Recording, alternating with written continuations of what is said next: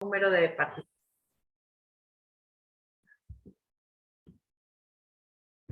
Cuando me deje el ok, Analía, comenzamos.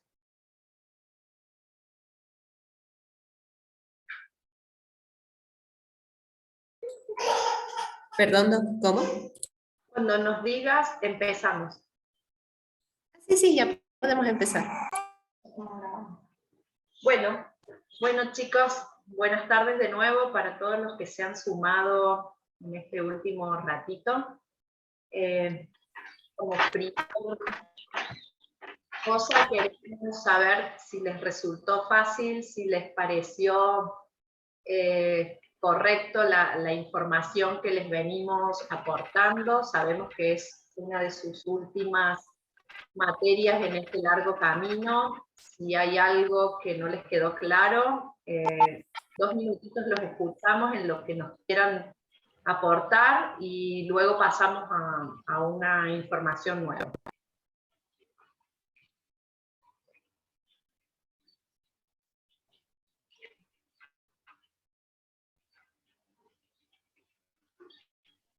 ¿Todo claro? ¿Todo bien, chicos?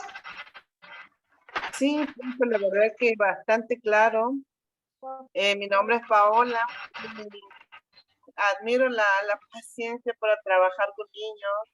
Yo siempre he trabajado con, digamos, adultos. Soy enfermera y trabajo en el hospital regional y la verdad que nunca me he animado, digamos, a trabajar con niños. Es algo como que le tengo un poquito de recelo, ¿sí? Más que nada por el tema de que soy muy lastimosa y no me costaba realmente cuando estaba en la maternidad pincharle los deditos a los bebés para controlarle la glucemia, por ejemplo, no sé, me dolía más a mí que ellos. Es distinto, no es que es difícil, es distinto, por eso hay formas y técnicas y es lo que tratamos de transmitirles. No hay ningún secreto, es como todo trabajo tiene lo suyo, pero bueno, esperemos que todas estas técnicas y estas formas les hayan servido. Y bueno, ahora pasamos a uno de los temas, de los 2 temas que vamos a hablar el día de hoy, que son la técnica de reparación, de restauración atraumática, que está dentro de lo que son las técnicas mínimamente invasivas. Lo vamos a conocer y lo vamos a ver en la bibliografía como TRA. Nos van a escuchar hablar porque comúnmente así lo llamamos. Son técnicas de restauración atraumática, son cosas que en los consultorios lo hacemos a diario y en los servicios públicos más aún.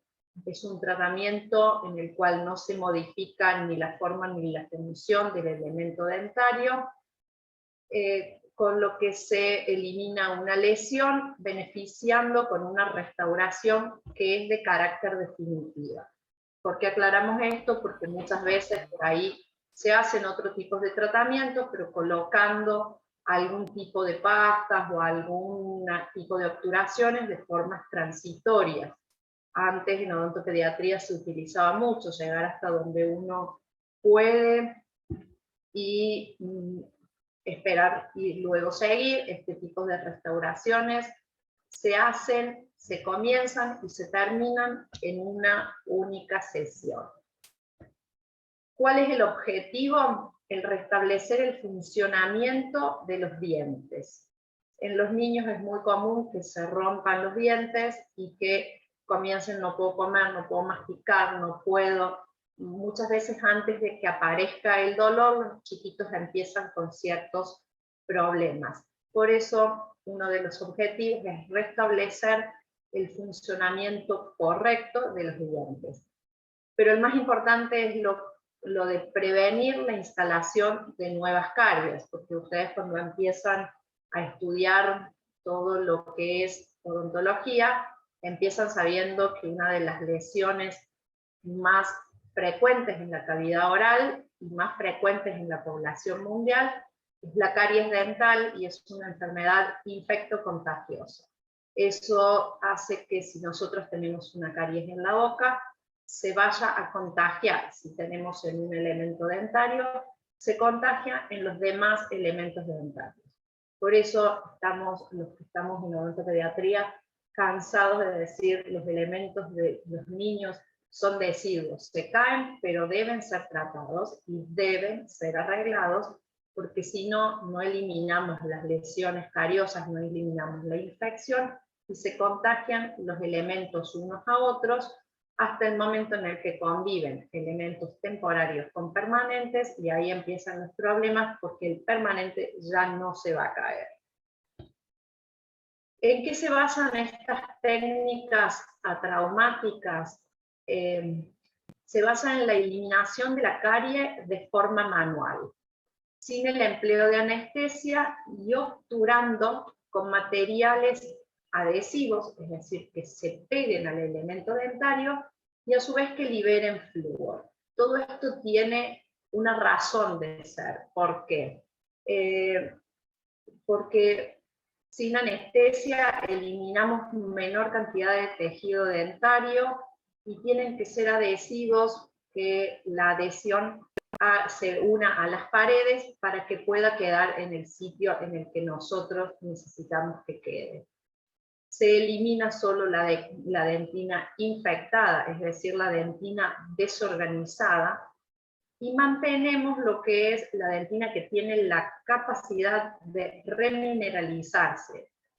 ¿Cómo nos vamos a dar cuenta de esto? Porque la dentina desorganizada, la que está infectada, es una dentina que está reblandecida, que es más simple de sacar con instrumental manual específico. Mientras que la dentina que tiene la capacidad de remineralizarse, es la dentina que queda en las paredes o en la base de una cavidad, son dentinas que son más duras, más consistentes. Aquí tenemos una imagen donde nos va a permitir ver en forma gráfica y fácil cómo es la técnica, donde en general se hace en elementos dentarios que no tienen extremadas paredes rotas o destrucción. No es que siempre van a ser caries oclusales, pero mientras menor destrucción tiene, más va a favorecer a la técnica. Se elimina la dentina cariada, la dentina reblandecida, se lava y se seca. En general, si estamos en los consultorios odontológicos, lo podemos hacer con nuestro instrumental como la jeringa triple, pero ya vamos a ver que estas técnicas pueden ser aplicadas en otros ámbitos, por lo tanto se pueden hacer con torundas de algodón, se seca y luego se prepara las superficies del diente, de ser posible, y se obtura con materiales que se adhieran a la dentina. Se hace con ionómeros vítreos. Como lo vemos en la imagen, estos son los casos más fáciles o ideales, donde eliminamos la dentina cariada, el instrumental que se utiliza y por excelencia son los excavadores de Black, que hay de diferentes tamaños y formas, hay más grandes, más pequeños. Tratamos de buscar el que se adapte a la cavidad de nuestro paciente para poder eliminar la mayor cantidad de tejido cariado y luego se obtura. Un caso clínico donde podemos observar la lesión cariosa, luego la eliminación, muchas veces en la eliminación que siempre hablamos de la dentina cariada, pero en realidad también se elimina el esmalte que no tiene soporte, porque si no luego se va a fragmentar y se va a romper, dejando, como se puede ver en la imagen de la izquierda abajo, la dentina que tiene la capacidad de remineralizarse, pero que si uno lo viera en un consultorio diría podría eliminarse más. Esa dentina tiene la capacidad de recibir el flúor que libera el ionómero de vidrio y de remineralizarse, por eso se obtura con este tipo de materiales como es el ionómero de vidrio. Y logramos una obturación que es de tipo definitiva, con ciertas características. Uno sabe que hoy ya han pasado por lo que es operatoria, han tenido grandes clases de operatoria donde las resinas nos dan un acabado muchísimo mejor que lo que es un ionómero de vidrio, pero en niños todo lo que es la estética no es tan imprescindible ni necesaria, y una técnica de este tipo, que es mucho menos invasiva, es ideal para un consultorio en niños, sobre todo en niños pequeños. Las técnicas atraumáticas, que también las vamos a ver en la literatura como ART, porque es las siglas en inglés, abarcan también, además de la eliminación de la carie y el tratamiento del elemento cariado, la prevención de los mismos. En otra época, muchos de los selladores se hacían eliminando suavemente de los surcos profundos, con brochitas limpiando las superficies del surco y colocando ionómeros de vidrio para sellar el surco. Y de esta manera logramos que elementos permanentes no lleguen a la instalación de una lesión de caries, como así también forman partes de programas de salud, sobre todo en lugares donde los accesos a la odontología no suelen ser tan frecuentes ni tan fáciles. Y dentro de eso es muy importante cuando estamos haciendo este tipo de técnicas atraumáticas, hacer lo que son las orientaciones dietéticas y de higiene de los padres y del entorno. ¿Por qué? Porque bueno, son técnicas que sí tienen su durabilidad y son técnicas que son definitivas, pero si vamos a colocar en un paciente que quizás no es una cavidad oclusal tan linda como las que vimos anteriormente, sino un poco más grande, un cemento de ionómero vitrio, un ionómero vitrio de restauración, y el chico a los 10 días come una caja de caramelos o de gomitas, probablemente no sea la restauración ideal, ni esa ni ninguna, pero más este tipo de técnicas. Entonces hay que hacer una orientación bien hacia el padre, hacia la familia y hacia el paciente, explicándole que su diente está sano, está reconstruido, pero también cuáles son los cuidados que debe tener con ese tipo de elementos.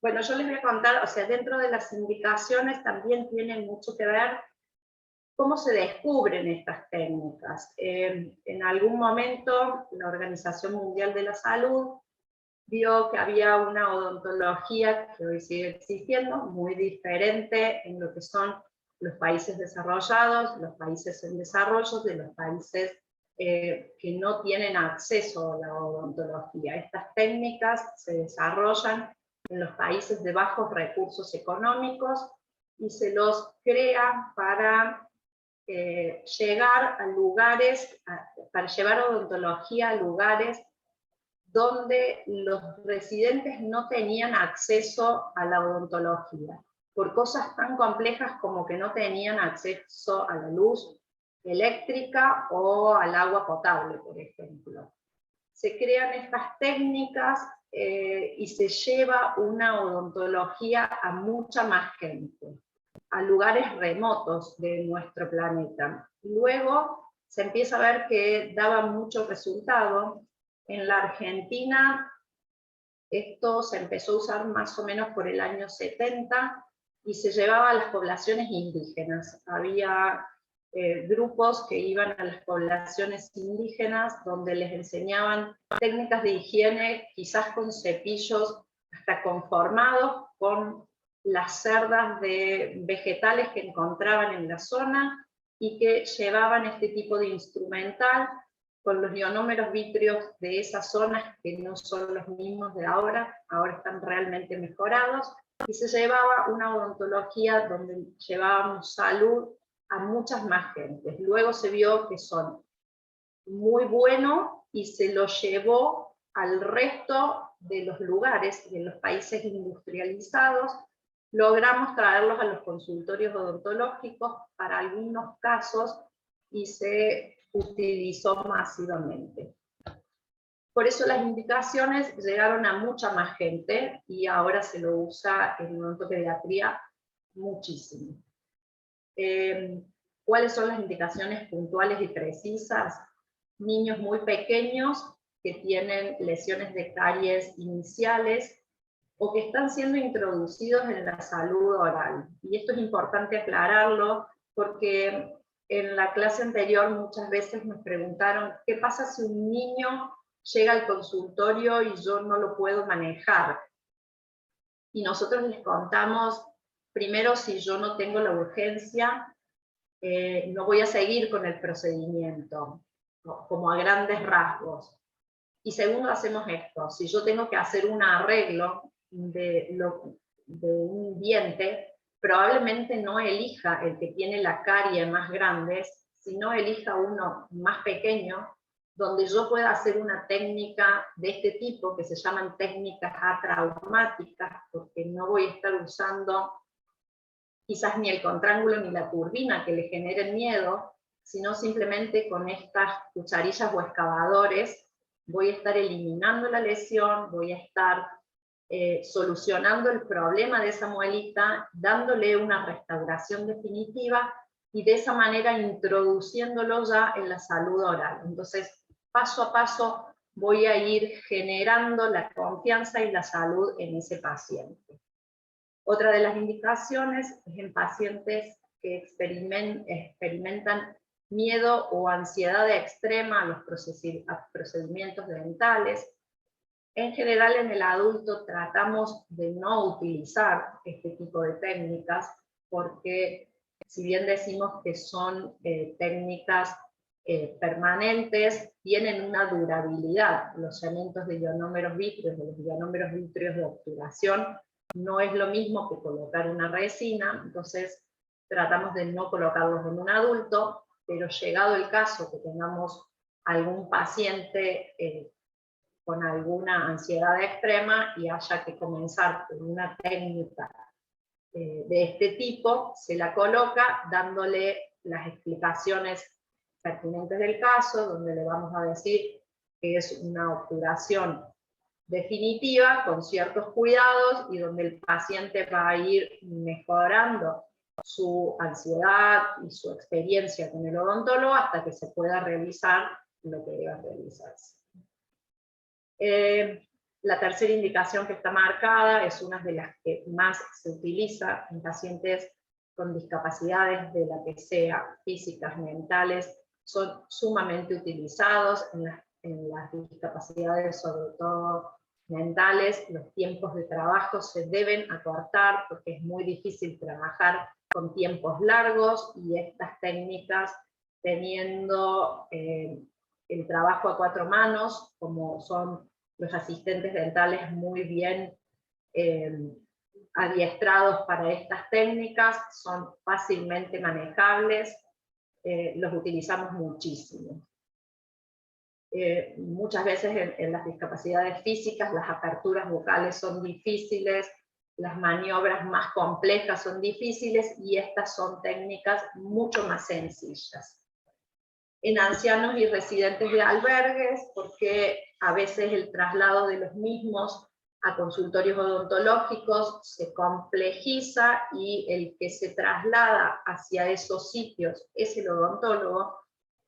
Y en pacientes de altos riesgos de caries, donde a veces hay que realizar procedimientos como tienen que ingresar a una cirugía, y yo tengo que hacer muchísimas obturaciones juntas. Antes hacíamos lo que se llamaba inactivación con OSE, hoy probablemente se utilizan más las técnicas atraumáticas. ¿Por qué les decía que es el odontólogo el que se mueve a veces a sitios donde antes no lo hacíamos? Esto se llama, lo que estamos haciendo es técnicas atraumáticas en lugares no convencionales. No somos nosotros, pero sí lo hacemos. Que se necesita de una asistencia que esté sumamente adiestrada a estar al lado nuestro, porque si no, no lo podríamos hacer. Se hizo mucho en los establecimientos escolares, en los establecimientos de personas mayores, donde uno va y con este tipo de materiales que son muy fáciles de preparar en un ámbito que no es el del consultorio odontológico, le puede llevar salud al paciente sin que tenga que tener todo lo que estamos acostumbrados nosotros a tener a disposición nuestra, que es un consultorio montado. Por eso fue que esta técnica se crea para llevarlo a lugares remotos.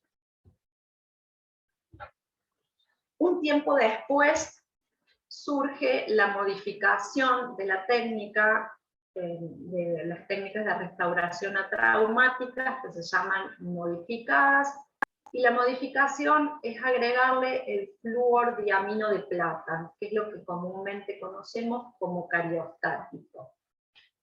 Por eso aparece la técnica SMART. Lo que se modifica no es demasiado, pero genera una desensibilización importantísima en el paciente y puede llegar a lesiones un poco más grandes. Lo que hace es tratarse la lesión con el fluoruro diamino de plata, es decir, con el cariostático, se coloca en el elemento dentario y luego se hace el abordaje atraumático, es decir, la limpieza de la cavidad, de las paredes y del piso de la cavidad, dejando la dentina afectada pero no reblandecida, que es la dentina que, como ya dijimos antes, tiene la capacidad de ser remineralizada. En este caso lo que va a tomar son sales de plata y además va a tener el poder cariostático que tienen sus componentes, es decir, va a ser bactericida, bacteriostático y va a ser remineralizado por el flúor del ionómero de vidrio.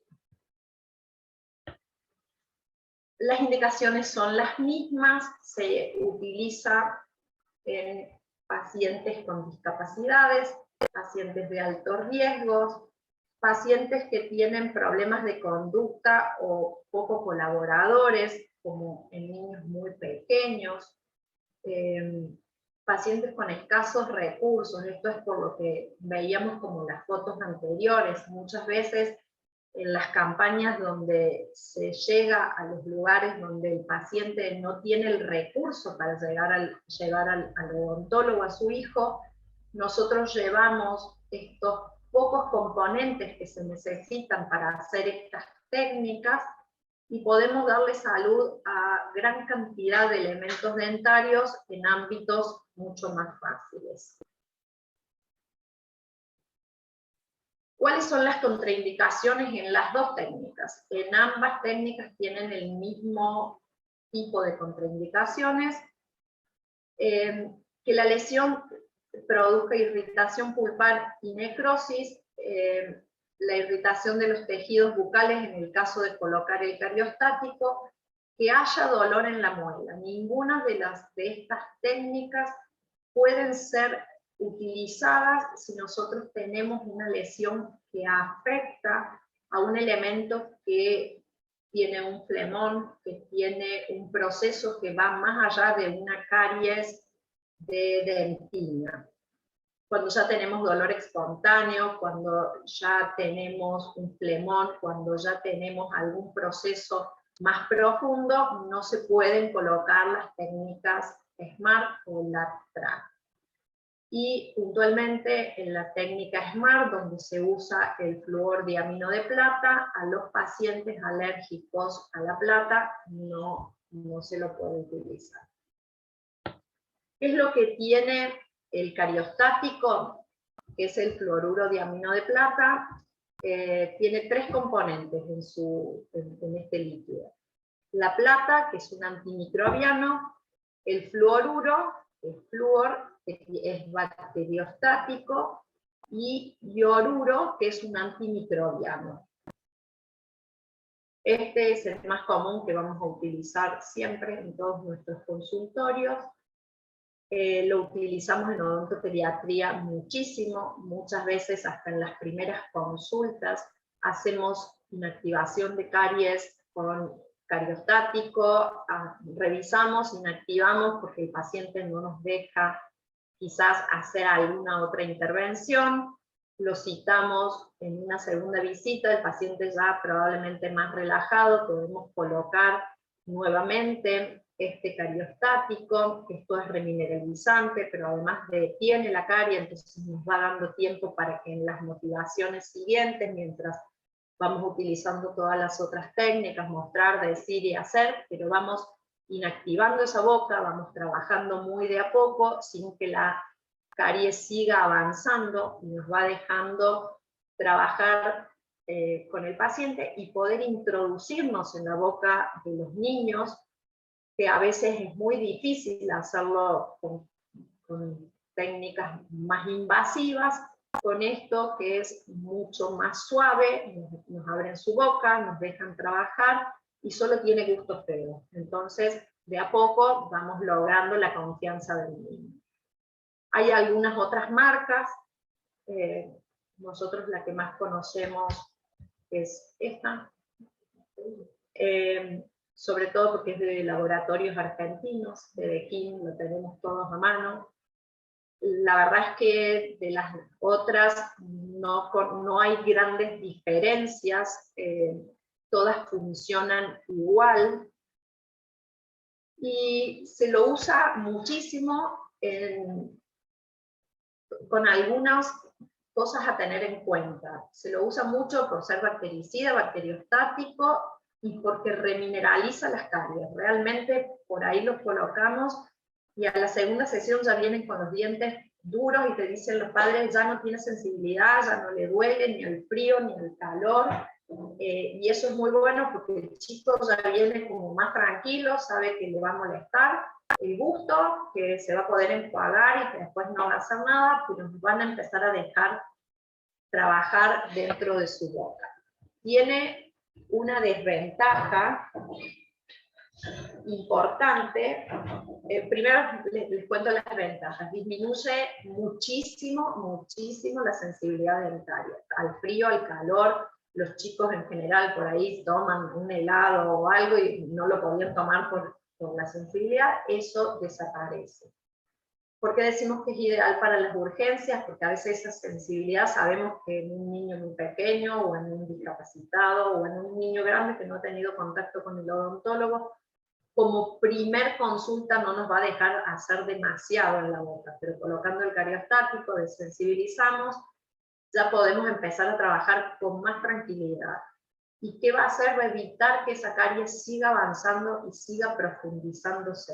Entonces de ahí empezamos a trabajar como con tratamientos menos invasivos que nos van a permitir. Y esta es la desventaja de la cual les quería contar, y hay que tenerla muchísimo en cuenta, hasta para las técnicas atraumáticas, las técnicas SMART, que utilizamos más la TRAC que la SMART, es que al tener plata, tiñe la lesión y la lleva a ese color marrón oscuro o negro. Nosotros cuando lo vemos negro decimos buenísimo porque precipitó todas las sales de plata, quiere decir que nos detuvo la carie, pero en general hay que avisárselo antes de colocar el cariostático a los papás, porque a ningún papá que no le avisemos le va a gustar que a los 3 o 4 días tengamos la boca del niño toda pintada así de marrón o negro.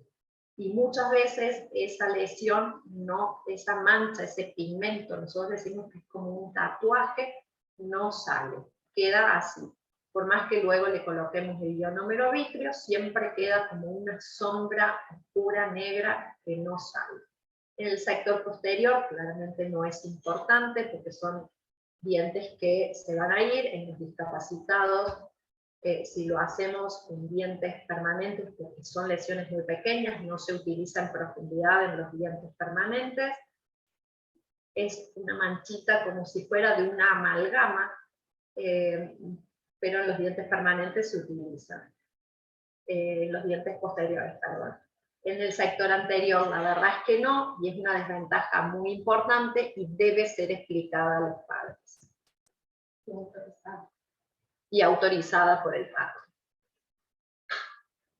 El ionómero de vidrio es el otro de los materiales que nos ha permitido realizar este tipo de técnicas. Yo creo que ustedes han pasado por materiales dentales y perforatoria, han visto toda esta parte. Solo es para hacer un repaso, porque estamos terminando ya la carrera. Para nosotros en odontopediatría, si no fuera por el ionómero de vidrio, tenemos el 50% de los tratamientos que no haríamos, porque es un aliado muy importante para nosotros. Es un material que tiene una reacción ácido-base y que tiene un tiempo de trabajo sumamente aceptable.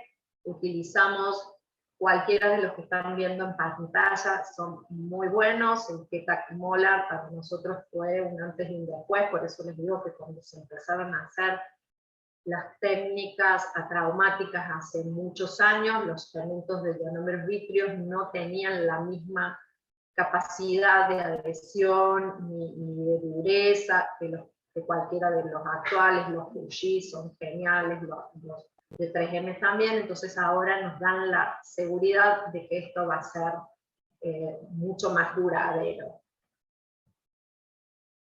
La preparación, bueno, esto es para recordar, se hace o en una loseta o en un papel con acetato. La relación polvo-líquido, yo siempre digo que es una gota a una cucharita, pero como siempre todo material nuevo que vayamos a manipular, hay que leer las indicaciones del fabricante, porque estamos acostumbrados a usar quizás siempre los mismos materiales y decimos esto se hace así. Si compramos uno nuevo, hay que leerlo, porque puede ser que ese fabricante haya cambiado las proporciones. Entonces, en general, esto es Ketak Molar, es una gota a una cucharita. El líquido tiene que estar siempre bien vertical para que la gota sea del tamaño correcto. La cucharita se limpia con la base que tiene la tapa para la colocación. Y bueno, en la preparación dividimos la cantidad de polvo en dos. Inicialmente colocamos una y luego le vamos agregando suavemente la otra hasta que queda nuestro ionómero y que no tiene que perder ese brillo característico que es el que nos va a dar la adhesión correcta para nuestra cavidad. ¿Por qué ponemos estas dos cosas como protocolo para la técnica SMART, sobre todo, que es la que utiliza el cariostático, el fluoruro de amino de plata? Una historia clínica correcta, porque a veces cuando estamos trabajando con niños, el niño llega inquieto, llega esto, el padre viene, no, porque tuvo sensibilidad, porque doctora, arréglele, porque haga, y nos olvidamos de preguntar algo importantísimo, que ¿es alérgico a la plata? ¿Alguna vez un arito le dio alergia? ¿O alguna vez? Son cosas importantes que tenemos que saber, porque si no, después el chico va a tener una reacción y no vamos a saber el por qué, o no lo vamos a saber y lo podríamos haber evitado. Y esto del consentimiento informado, más allá que lo necesitamos en todos los procedimientos, en procedimientos como estos, y se los aclaramos, se los mostramos en imágenes, es porque por ahí el papá viene y dice, no, sí, tiene muchas caries, quiero que me ayude, y nosotros comenzamos colocando cariostáticos en el sector posterior, y quizás en los anteriores les decimos, le ponemos flúor, o le indicamos pastas fluoradas, o algunas pastas que más adelante la doctora le va a contar, como MyPath, que no tienen las mismas características y no tiñen los dientes. Pero hay papás que se los explicamos y le decimos, podemos colocar cariostáticos y esto tiene que estar anotado y firmado en un consentimiento, porque cuando el chiquito ya esté bien y aparezcan las manchas negras, va a decir, doctora, pero ahora tiene los dientes todos marroncitos, todos negros. Sí, pero yo te lo dije, y después de a poco vamos a ver cómo lo vamos a ir eliminando o apagando a este color. Todo esto es importante porque son técnicas bastante sencillas y muy utilizadas en odontopediatría, pero tienen que estar con una correcta historia clínica y con un consentimiento por parte de los padres. Estos son más o menos los ionómeros que utilizamos. Siempre son autopolimerizables. ¿Por qué no el fotopolimerizable? Porque el fluoruro de amino de plata se activa más aún con la luz. Uno le pone cariostático y la luz y se pone el diente negro en el acto, y no deja que pegue también en ese momento el ionómero. Entonces se coloca, esta técnica se hace con ionómeros autopolimerizables. Esto es un poco la técnica para que vean lo sencilla entre comillas, porque hay que estar muy entrenado para hacer esto, pero es sencillo de hacerlo fuera del consultorio odontológico, porque todo lo que tenemos a mano puede hacerse en otro ámbito, más en el consultorio. Lo que hacemos es un aislamiento relativo con rollos de algodón, limpiamos con las cucharillas, colocamos el fluoruro, luego seguimos limpiando y posteriormente colocar el ionómero. Si van viendo la secuencia, una vez que, no sé dónde está, aquí está, se puede lavar y secar con toronjitas de algodón. Siempre mantenemos lo que es el aislamiento absoluto, relativo, perdón, se obtura, se hace la compactación y luego se controlan los puntos de oclusión en la misma boca del paciente, y terminó la técnica. Ahí hay otro casito en pacientes muy pequeños.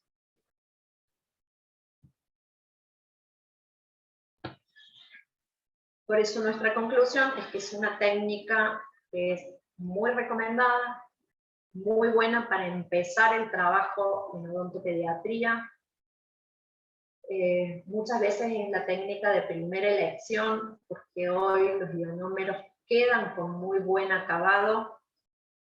Necesita un buen diagnóstico por parte del odontólogo para saber cuál es el límite en el que estamos dentro de la cavidad.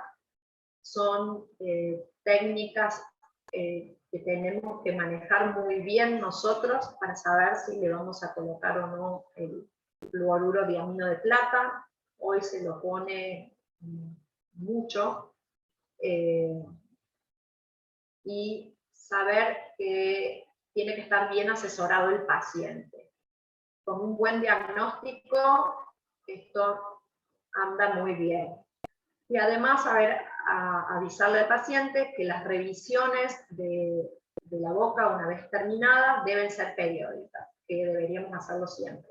Cada 6 meses deberíamos controlar a nuestros pacientes en cuanto a si tienen caries, si está bien el cepillado, si funcionaron bien nuestras obturaciones, y de esta manera seguir manteniendo la salud bucal.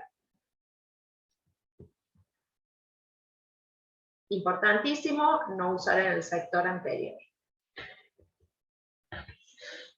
Estas son técnicas muy fáciles de utilizar, que necesitan muchísimo del trabajo a 4 manos, porque se necesita tener a alguien que nos esté, mientras nosotros estamos limpiando, tener absolutamente todo preparado para que en el momento que se terminó de hacer la eliminación de la caries, digamos, listo, preparamos el ionómero, lavamos. Son técnicas muy fáciles cuando se trabaja con el trabajo a 4 manos, con un asistente que conozca la técnica tanto como nosotros y la maneje de la misma manera. Muy bien. ¿Alguna pregunta?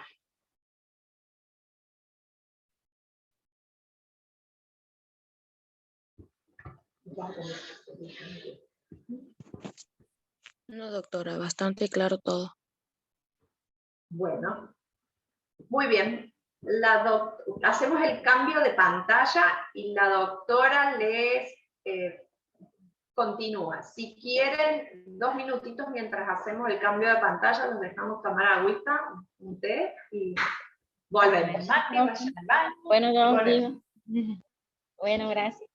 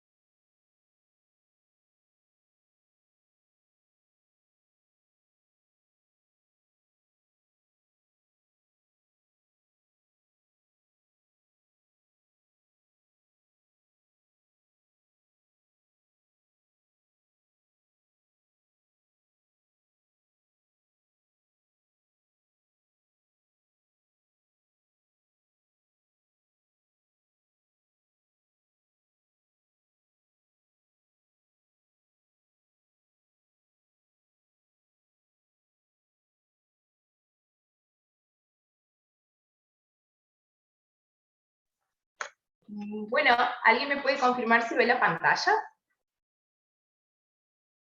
Sí, profe. Bueno. De 10. Bueno, hoy como todos saben, y por lo que me ha llegado del comentario del grupito de ustedes de conversación, agradecerles el saludo por el Día del Odontopediatra, y bueno, y agradecerle a la doctora y felicitarla por su día, y para mí es un honor compartir día a día con ella, aprender día a día con ella. Hace muchos años que trabajamos juntos y es un placer. Así que, Yo les aviso que solo comparte, aprende porque soy más vieja, no por otra cosa, chicos. no, aprendemos mutuamente. Bueno, y hoy, continuando, vamos a hablar de terapia pulpar en dentición temporal. Si ven en la parte de abajo dice un gran desafío.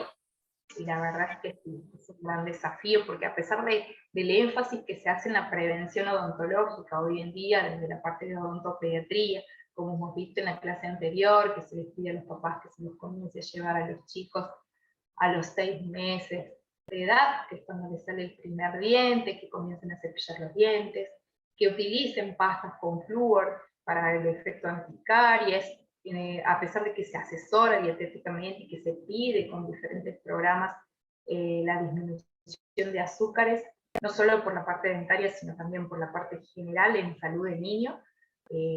Muchas veces al consultorio nos llegan las lesiones de caries ya avanzadas, con compromiso a pulpar, y lo peor aún es con infección dentaria. Eso nosotros lo vemos muy poco, no muy poco, poco en el consultorio, pero muchísimo en el hospital. Y a veces esas infecciones dentarias hasta llegan a ser internados los chicos, estamos hablando por un promedio de días de entre 5 a 7 días. Entonces, lo que buscamos nosotros desde odontopediatría es preservar los dientes temporales hasta la época de exfoliación. Es uno de los objetivos cuando nosotros trabajamos con niños, sobre todo cuando estamos con la edad preescolar. ¿Para qué? Principalmente para promover el adecuado desarrollo de la función masticatoria y de otras funciones orales. Para preservar el espacio para los dientes sucesorios, para el correcto desarrollo y crecimiento de los maxilares, y para el establecimiento de una oclusión correcta. El tratamiento pulpar en los niños, realizar estos tratamientos, es importante realizar un buen diagnóstico pulpar para elegir el tratamiento odontológico adecuado. Ya vamos a hablar sobre eso. Evaluar el contexto integral paciente de dentición, estado pulpar y edad del paciente. Algo hemos estado hablando en la clase anterior sobre el desarrollo cognitivo emocional del niño. Es diferente a la edad, digamos, del niño. Es muy diferente, que puede ser un niño de 3 años y que no te va a entender, que no va a colaborar, a un niño de 6 años en donde se estipula que sí colabore y a veces sucede que no. ¿Ah? Es también importante realizar una apropiada historia clínica médica y dental del paciente. Tener en cuenta que si ese paciente ha tenido dolor en la muelita, si ese dolor cómo ha sido cuando ha comido algo, ha estado jugando y de pronto le ha dolido, estaba durmiendo y me ha despertado porque le dolió la muela.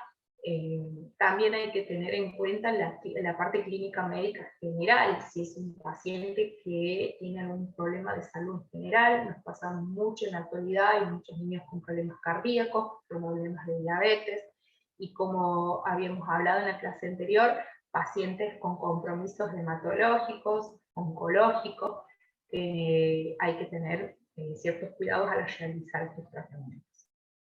También la evaluación radiográfica, es importantísimo.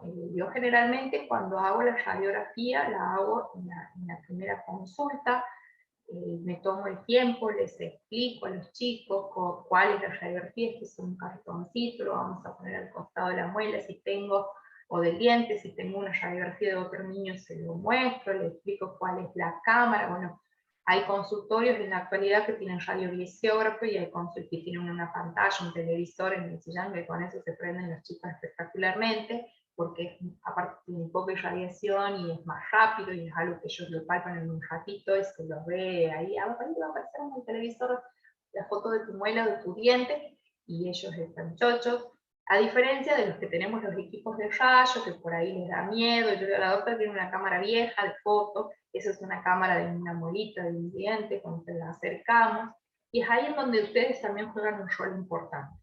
Porque, por ejemplo, nosotros le mostramos, generalmente yo les hago pasar por la carita, ven que no te duele, si es de una muelita, primero les apoyo en el diente, la otra va a apoyar ahí en el costado de la muelita, pero mira que no te hace nada, apoyamos en la muela, y eso molesta.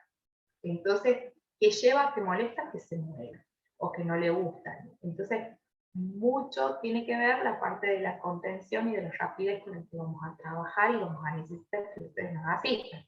Cuando yo coloco la radiografía, digo ya, y la secretaria ya sabe que tiene que, la asistente ya sabe que me tiene que accionar y sacarme la radiografía, porque yo lo que hago es apoyarlos un poquito, contenerles la cabecita, sostenerle la cabecita y la radiografía, para que de esa manera podamos obtener una buena radiografía. Y después todo el procesamiento de esa placa, que necesitamos que esté bien revelada, que tenga buena radiolucidez, radiopacidad, porque son fundamentales a la hora de la presentación en la obra social. Es cuestión de débito, es motivo de débito, entonces por eso es fundamental la ayuda de ustedes. Y bueno, y con respecto a la observación clínica, ya cuando los evaluamos vemos esa pieza dentaria, qué tan destruida está, qué posibilidades de restauración tiene. También es importante evaluar si tiene un absceso, una fístula, todo eso. Eso más corresponde al odontólogo que a ustedes, pero es importante todo lo que vamos a ver hoy, para que ustedes lo sepan, para que puedan asistir y ayudar en una de las técnicas más invasivas que tenemos en la odontología. El tratamiento endodóntico se clasifican en dos opciones, una que es la conservadora y la otra es la radical. Dentro del conservador tenemos el recubrimiento pulpar directo y la pulpotomía, que está indicado en pulpas vitales, y la radical, que es la pulpectomía, que está indicado para procesos pulpares inflamatorios crónicos o infecciosos. Ustedes en nomenclador lo van a conocer como el famoso 0704. Y bueno, y la pulpotomía está restringida a la remoción total del tejido pulpar de la porción coronaria de un diente con signos de vitalidad y al mantenimiento de la porción radicular. La pulpotomía se refiere a eliminar el tejido de la cámara pulpar hasta la entrada de los conductos, y luego colocan un material de obturación en contacto con esa pulpa radicular, que lo que va a hacer es causarle, nosotros decíamos una momificación, pero que no le causa ningún problema, y además ayuda a su vez a la desinfección, a la desinflamación de esa pulpa. Está indicado en casos de cuando nosotros estamos retirando, removiendo ese tejido cariado, y de pronto se expone un cuerno pulpar de ese diente que tiene un diagnóstico de pulpa vital. Es decir, que en ningún momento le ha dolido. ¿Mamá le ha dolido en algún momento esa muelita? No, nunca le ha dolido. Entonces, o con ninguna señal de inflamación reversible, que no tenga más de 2/3 de la raíz reabsorbida, ni lesiones radiculares patológicas.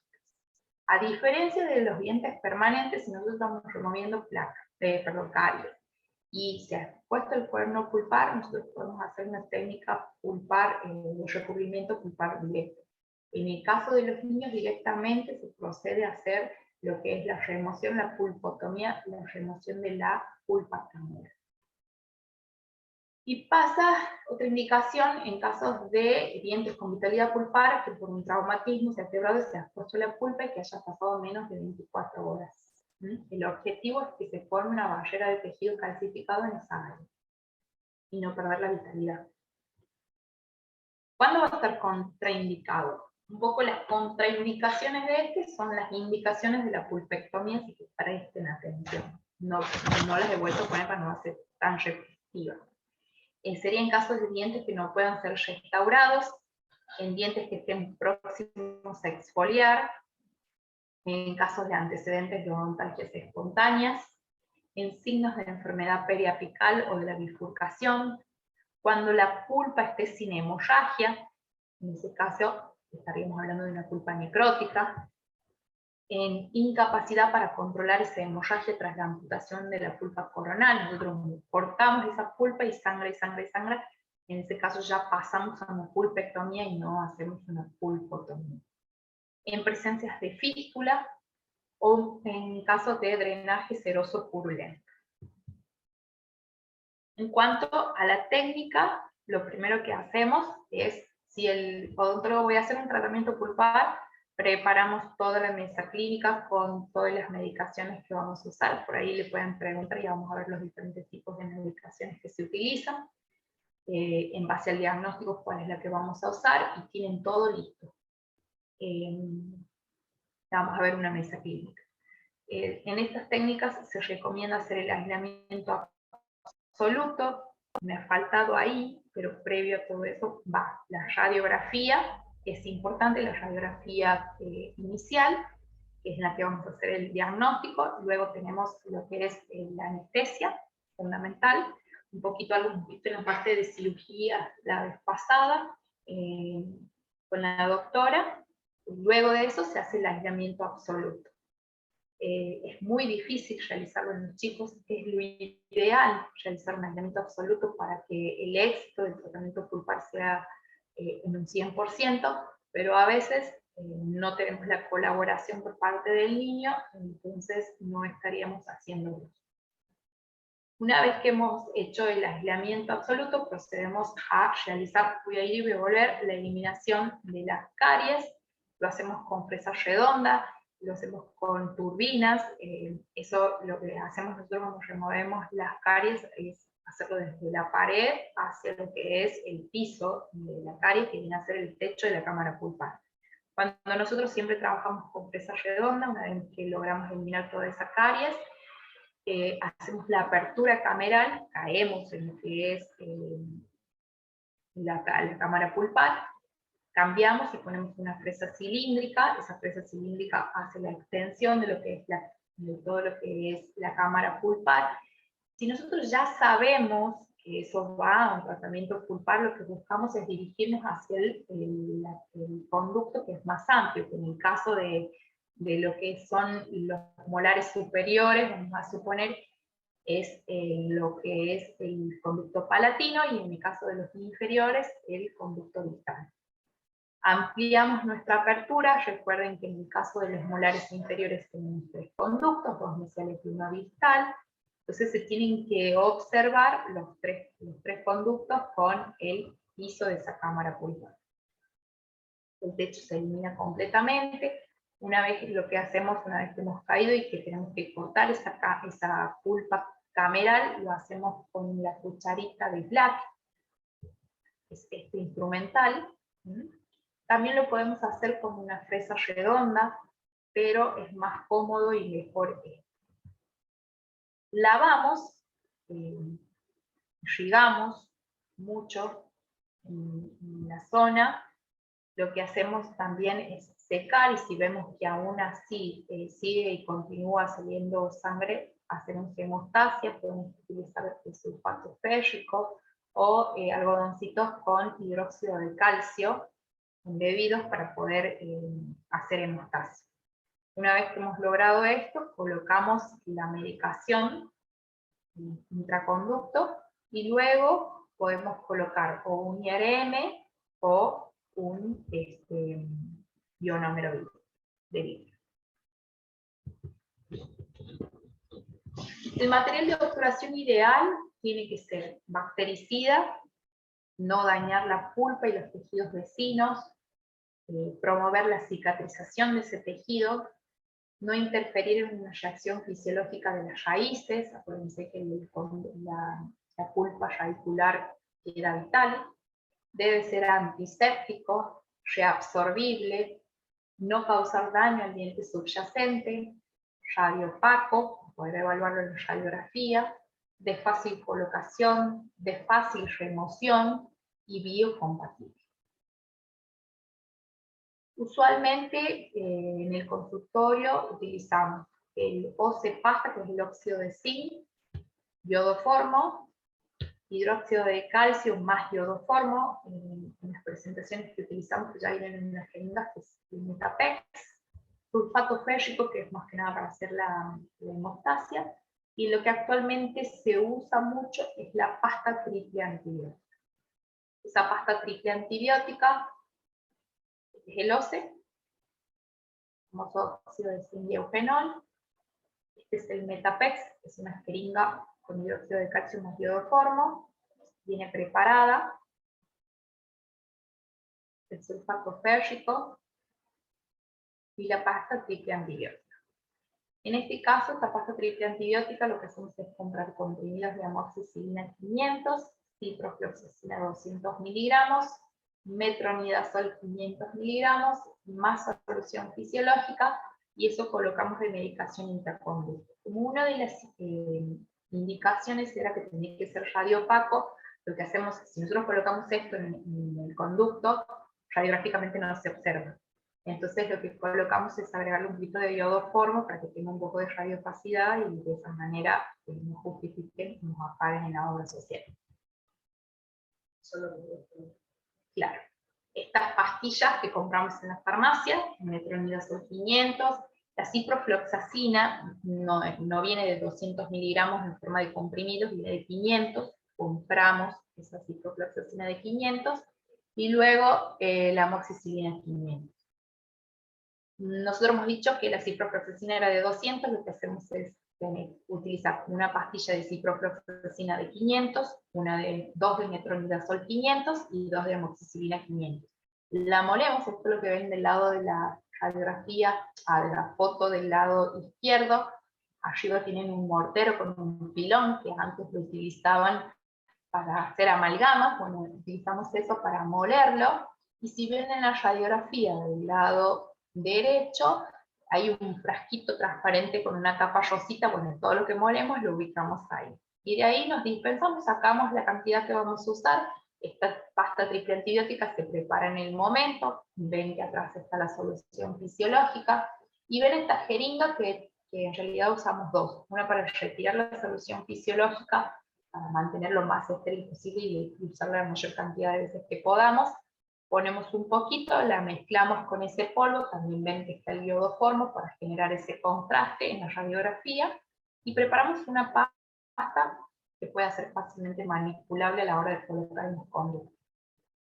Ven hipoclorito de sodio, ese es al 2,5, que se utiliza para irrigar, y luego yo en mi caso muchas veces coloco IRN, me gusta más, ¿no? Porque a veces en los chicos, y sobre todo cuando he tenido que anestesiar, quedan como muy molestos, y que tenemos que terminar rápido, no te colaboran mucho abriendo la boca, el procedimiento de la apertura lleva su tiempo, y a veces es muy incómodo para ellos y quieren terminar rapidito.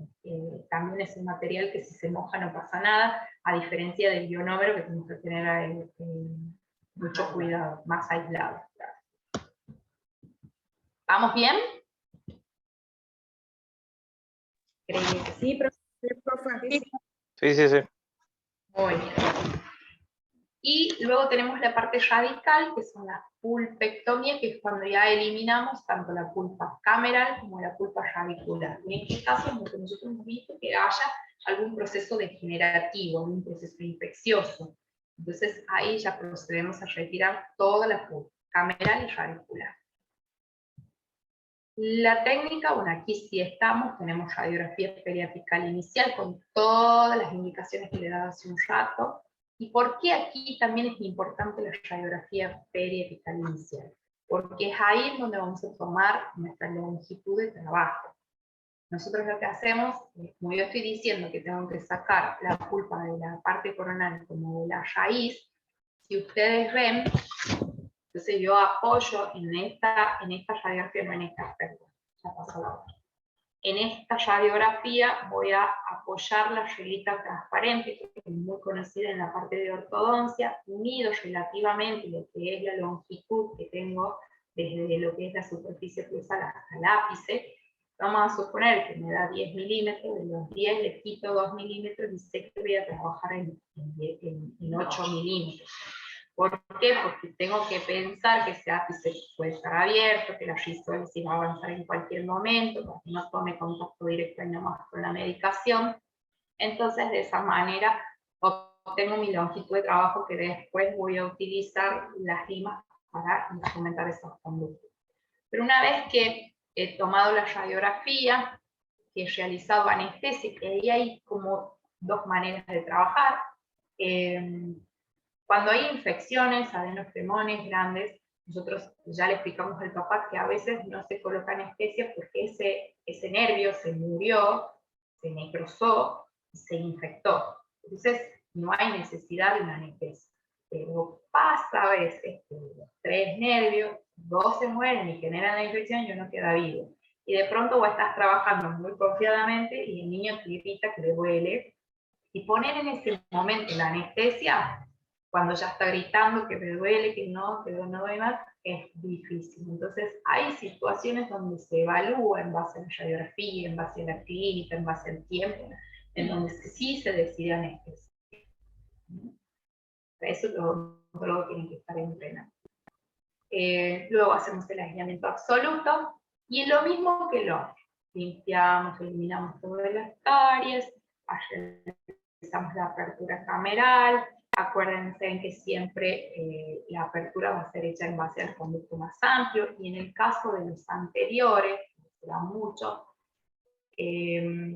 dos situaciones clínicas. Hoy en día los chicos vienen sin dientes, en la parte coronaria, entonces es muy fácil acceder. Y la otra es que cuando lo tenemos que hacer, lo hacemos por palatino, y lo hacemos en la zona más o menos de por abajo del cíngulo. Una vez que hemos caído en cámara, hacemos exactamente lo mismo, la extensión con la fresa. Generalmente se utiliza una fresa cilíndrica, y en lo posible la endoseta, que la habrán visto en endodoncia, que no tiene punta activa. Mejor se utilizan esas, porque a veces los niños hacen movimientos involuntarios, entonces no arriesgarse.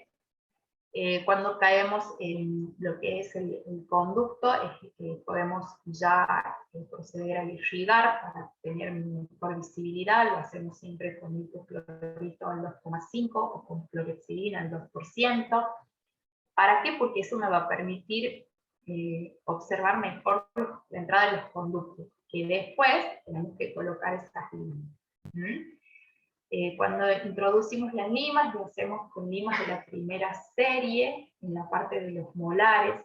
En cambio, en la parte de los elementos anteriores, como los conductos son más amplios, trabajamos con la segunda serie. Capaz que en los molares inferiores trabajamos así, con una 25, una 30 y una 35, y en la parte anterior estamos trabajando con una 60, 70 o 80. Lo hacemos siempre con giros, un cuarto de giros en sentido horario y antihorario. Introducimos en la longitud que hemos trabajado, luego irrigamos. Es importante que a la hora de irrigar se utilicen jeringas. Hoy se utilizan jeringas con agujas de plástico, con cánulas, le dicen ellos, que generan aspiración e irrigación, que es lo ideal. Siempre cuando irrigamos, esas jeringas tengan tope con la longitud con la que hemos estado trabajando, y teniendo en cuenta que esa irrigación tiene que llegar hasta la mitad del conducto radicular. El odontólogo tiene que introducir hasta ahí la aguja. Muchas veces, si el niño es muy inquieto, si no nos deja trabajar, también se puede utilizar limas con el algodón, emboladas para secar, incluso para llegar con la medicación en esa zona. Estas son las agujas, hoy se usan mucho. Importante la aspiración que ustedes hagan, que a ellos no les caiga en la boca, porque ahí nomás le da asco, quieren escupir. Y acuérdense que si no hemos hecho un aislamiento absoluto, es fundamental que la boca permanezca con un buen aislamiento relativo. Y una vez que hemos hecho la instrumentación, que hemos irrigado, que hemos secado, podemos también secar con tonos de papel o con torundas de algodón en bolitas, en pelotitas chiquititas que estén estéril, procedemos a colocar la medicación intraconductal. En cuanto a los irrigantes, tenemos los requisitos es que sean antimicrobianos pero no tóxicos, que tengan baja tensión superficial, que lubriquen, que disuelvan el contenido del tejido orgánico, inorgánico y el barro dentinario. En la odontología, el hipoclorito de sodio al 2,5 y la clorexidina al 2%. Viene el de 5,25, que nosotros en los niños utilizamos este. El hipoclorito de sodio del 2,5 es el más utilizado. ¿Por qué? Porque promueve la desodorización y el clareamiento de la dentina. Si ustedes ven, esto es una foto de un conducto que está irrigado con hipoclorito y ahí pueden ver perfectamente la entrada de los conductos. Es lo que buscamos. Es antimicrobiano, disuelve los restos de pulpa de tejidos necróticos y orgánicos, es de fácil manipulación, tiene bajo costo. El pH del hipoclorito es 11, que es similar a la acción del hidróxido de calcio, así que es el de elección. Usamos el gluconato de clorexidina también, es antimicrobiano, tiene un efecto prolongado por su sustantividad y es bactericida, que es importante aclarar que no es el placebo, que es el del frasquito como hemos visto aquí, que también es de la marca Tedekin. Si ven, está marcado como 2%. El de la izquierda es el digluconato de clorexidina, el de la derecha el hipoclorito.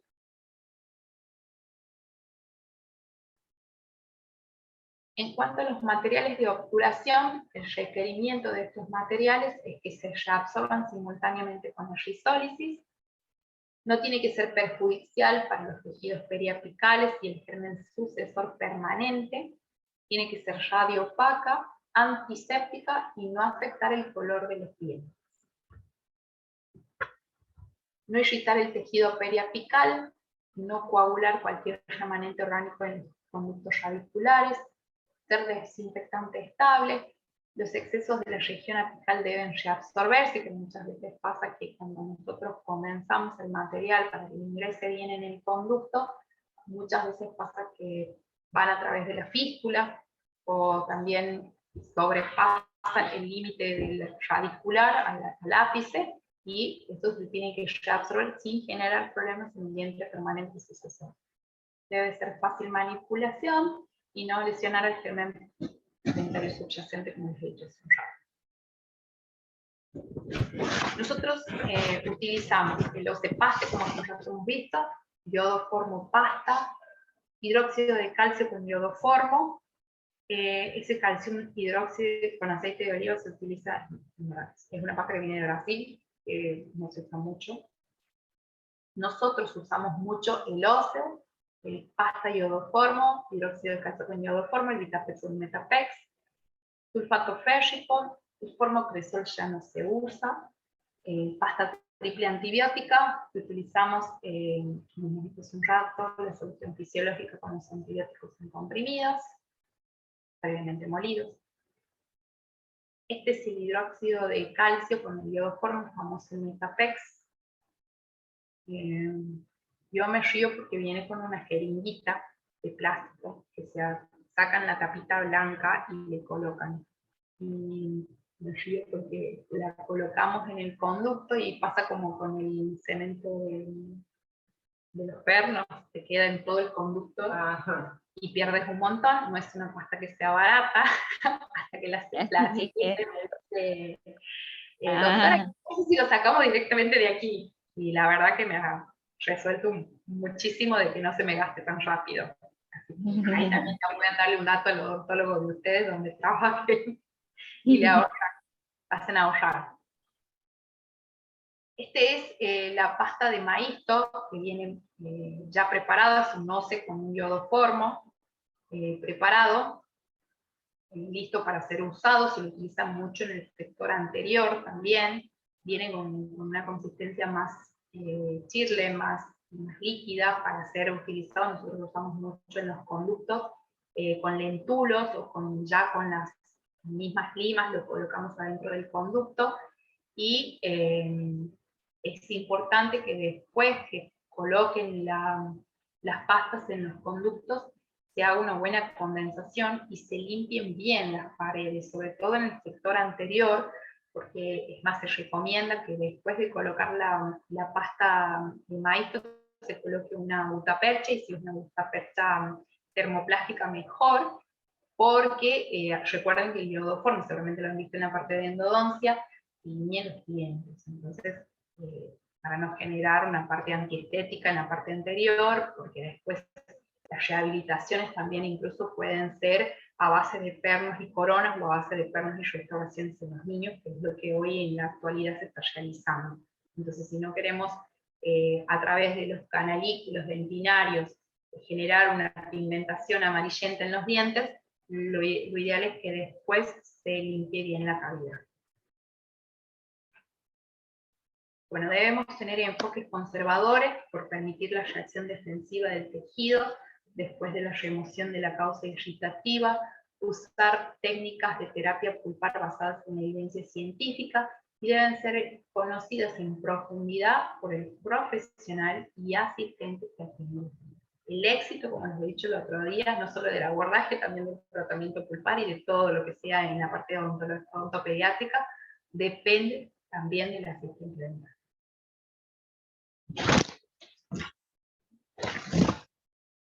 No sé si queda alguna duda.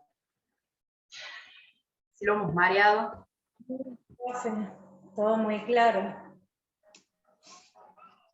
Sí, se entiende. Sí, entendemos.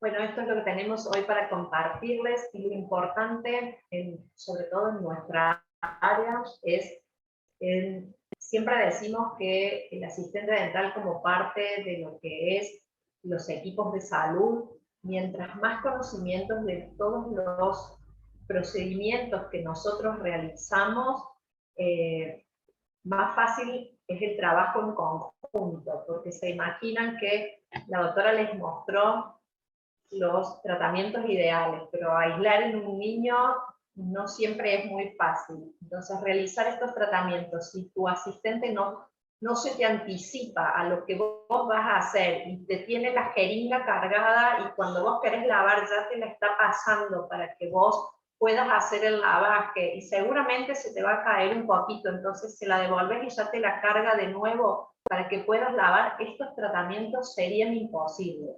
Por eso es importante conocerlos, y llega a ser imprescindible el trabajo a 4 manos. Estos tratamientos sin un asistente que sepa tanto como nosotros de este tratamiento no se pueden hacer.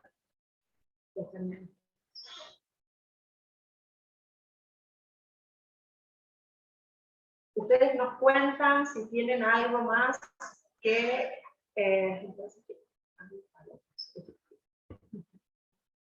si tienen alguna otra pregunta.